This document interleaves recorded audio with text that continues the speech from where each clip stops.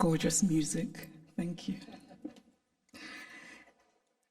President of the Federal Republic of Germany, Dr. Steinmeier, Mayor of Berlin, Minister for Culture and Media, Dr. Monica Grutas, Director of the Humboldt Forum, Professor Dagalo, ladies and gentlemen, good afternoon. Actually, good morning-ish. It's almost afternoon. Thank you for having me here. When I was researching my second novel, Half of a Yellow Sun, which is set during the Nigerian Biafran War that started in 1967, a woman told me a story about her elderly father. It was early in the war, and they were in their Biafran hometown, feeling relatively safe because the war seemed far away. Then suddenly they heard the loud, terrifying sounds of bombing very close to them, and they knew that they had only minutes to leave their home and run into the interior for safety before the Nigerian soldiers arrived.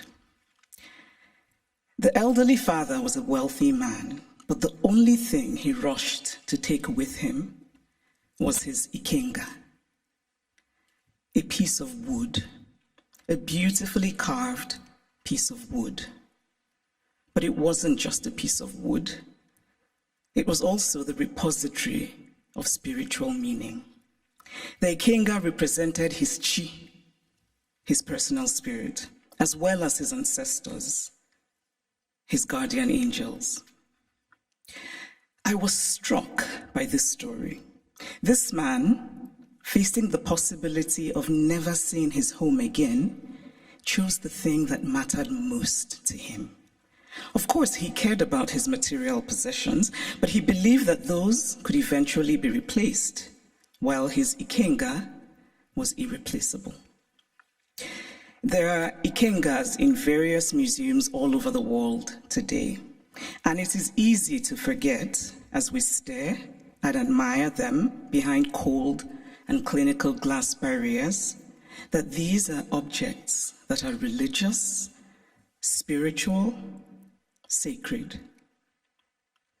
Art lives in history, and history lives in art. Much of what we call African art are also documents that tell stories. Some are literal in their storytelling, like the beautifully ornate Benin stool that was sent to the Oba of Benin by his people when he was exiled by the British, and which he looked at and immediately could deduce from the carvings the state of his British plundered land. Other sculptures and carvings are more metaphorical. They speak to the dignity of a people, to their worldview, to their aspirations. Some of the early Christian missionaries across the African continent were very keen on destroying African art.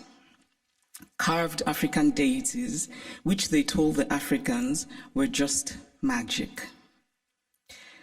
I cannot help but wryly wonder what could be more magical than the story of a man who dies and then magically rises again, a man who also manages to magically give his body as bread. And I say this, by the way, as a newly returned Roman Catholic. The point is that belief systems vary, and as long as they feed the spiritual needs of a people, they're valid. We cannot be dismissive of a belief system merely because it is unfamiliar to us, just as we cannot be dismissive of a history because we are uncomfortable with it. So I'd like to tell a small story about a Nigerian woman who's married to a Belgian and has lived in Belgium for many years. She said once that she was shocked that her son, while being taught Belgian history, was taught nothing about Congo. They teach my son in school that he must help the poor Africans, she said, but they don't teach him about what Belgium did in Congo.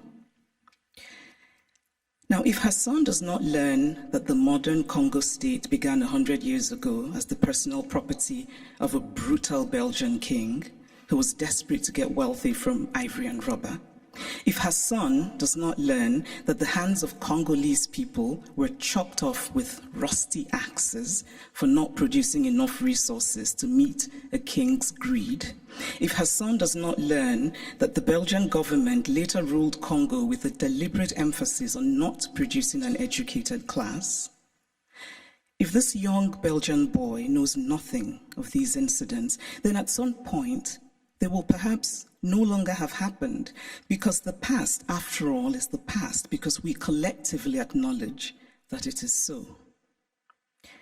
It is not that Europe has denied its colonial history. That would be too crude. It is instead that Europe has developed a way of telling the story of its colonial history that ultimately seeks to erase that history. The former French Prime Minister, Nicolas Sarkozy, gave a now infamous speech in Senegal, in which he said, "I have not come to deny mistakes or crimes. Mistakes were made and crimes committed. But no one can ask of the generations of today to expiate this crime perpetrated by past generations." This is central to the story that Europe tells itself about its colonial history. It is a story that basically says, yes, colonialism happened, but. And whatever comes after the but is the focus of the story. What the focus on the but does is that it absolves. It frees Europe of responsibility, of a significant and traceable connection to the African present, and it allows Europe the glow of charity. But the truth is that the past does not merely tell us what happened yesterday, it also illuminates what happens today. If we acknowledge that present-day Europe is shaped by the Renaissance of 600 years ago, by the Enlightenment of 300 years ago, then surely we cannot say that what happened merely 100 years ago in Africa no longer matters. It matters. We are gathered today in this reconstructed palace, a beautiful place, but also a place that represents Germany's nostalgia for imperial times. When Kaiser William II lived here, German troops were killing children, women, and men in Southwest Africa. This building says that German history matters, even in a romanticized form.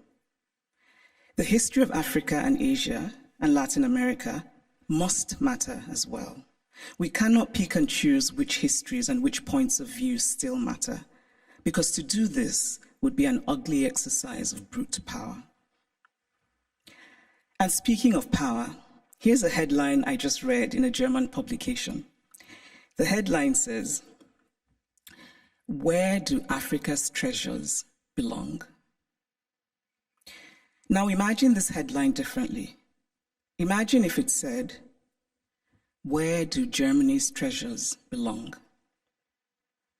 It would be a redundant question, because of course, Germany's treasures belong in Germany. But the question would never even be asked, because there would be no circumstance in which it would be, because of power.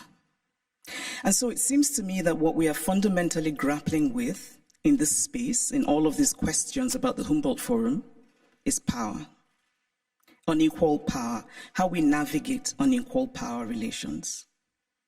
And there's always been, to me, something shabby about unequal power relations. The victory feels colorless, almost unearned.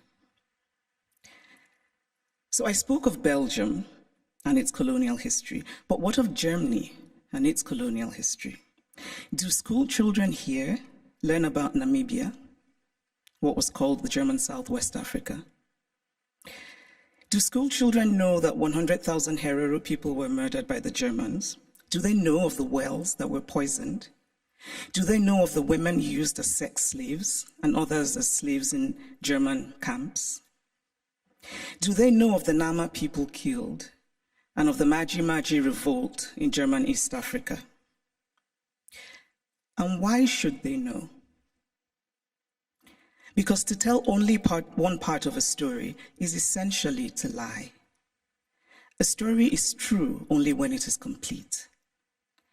Germany is Beethoven, and Germany is Bach, and Germany is also its colonial atrocities that have resulted in hundreds of African skulls being stored in the basement of museums here in Berlin, skulls of men whose spirits cannot be at rest, men who could well have been my great-grandfather had I happened to have been born in Eastern rather than Western Africa. It is only fair to fully own all of the stories of Germany. All countries have parts of their pasts that they're not proud of, that they would rather forget. But it takes courage to face those parts and bring in some light. And this is a time for courage. The courage to hear dissenting voices, such as those of the people who are outside right now protesting. They should be heard and included. They have valid concerns. The courage not merely to say, we take your criticism, but to follow it with action. The courage to say, we were wrong. The courage to say about art acquired illicitly, this is not ours. Tell us what to do with it. The courage to do provenance work and to actively use local knowledge. The courage to act and to act now and not become crippled by endless planning and endless talking. The courage to believe that it can be better. We cannot change the past, but we can change our blindness to the past.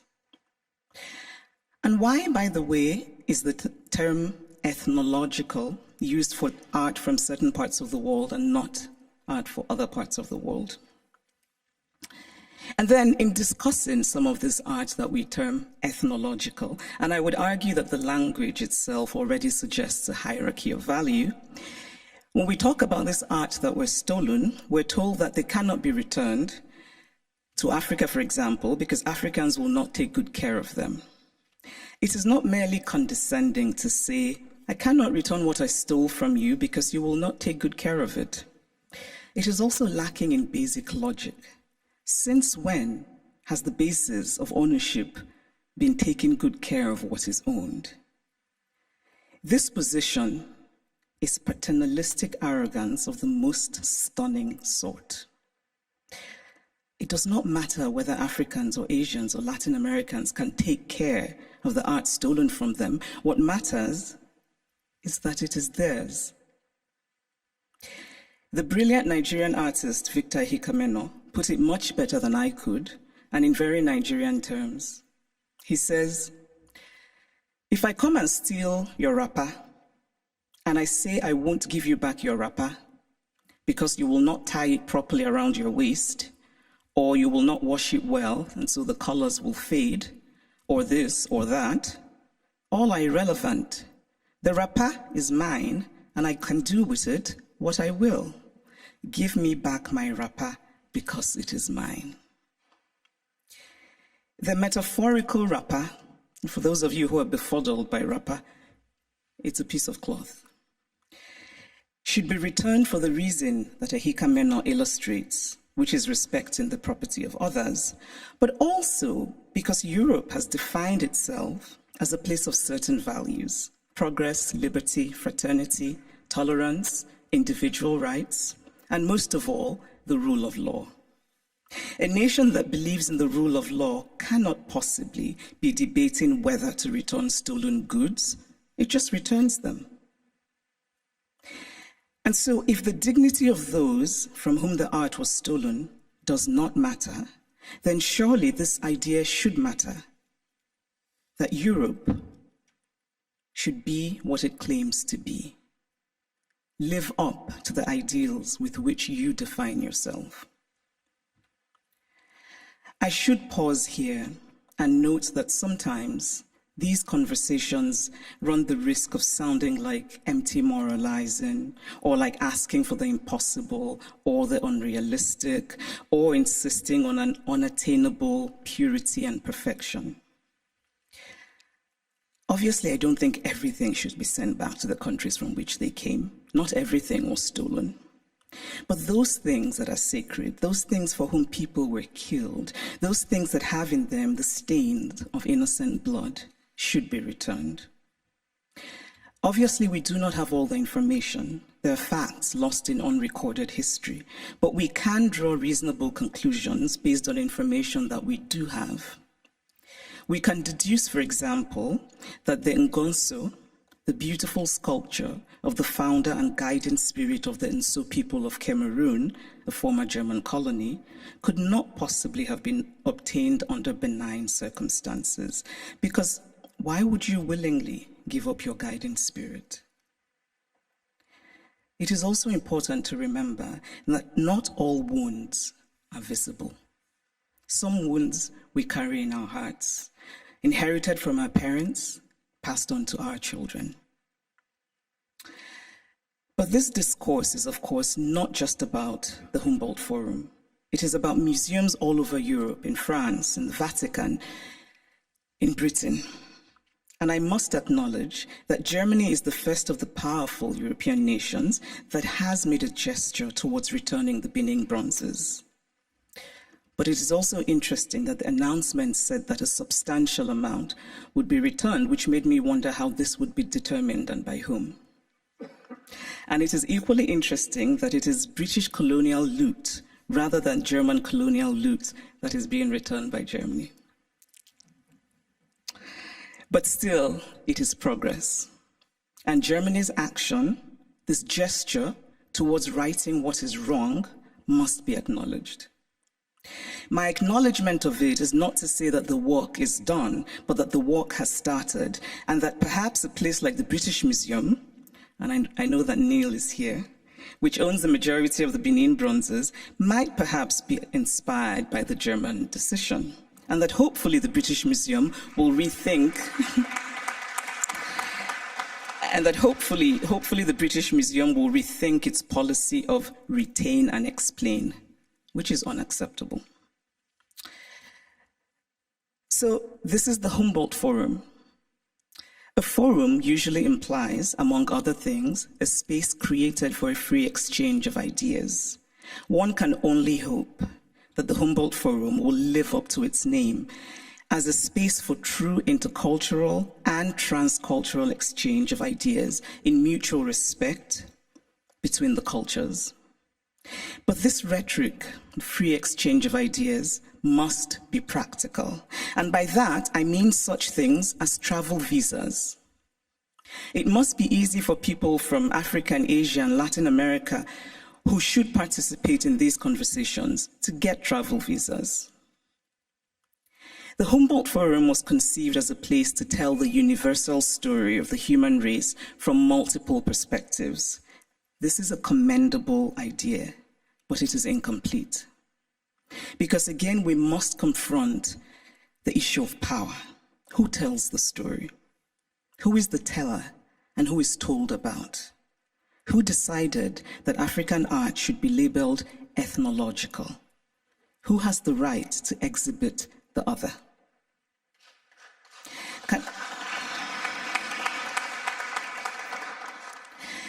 Can the Humboldt Forum be an opportunity? Can it become, among other things, a project of remembering, solemn, honest, mutual, and respectful? In conclusion, I want to say that I believe very much in dialogue. And I really believe that we can recreate the world by acting more courageously. To act with courage is to have concrete hope in a better future. We carve out a small space of the world, we shape and we reshape it, and in that way, small slice by small slice, we walk slowly, yes, but we walk on the path to real progress. Courage and hope are intertwined. Courage is an act of hope, and hope is born of courage. Acts of courage create hope, and there is nothing more essential to the human spirit than hope. So here's to courage. Thank you.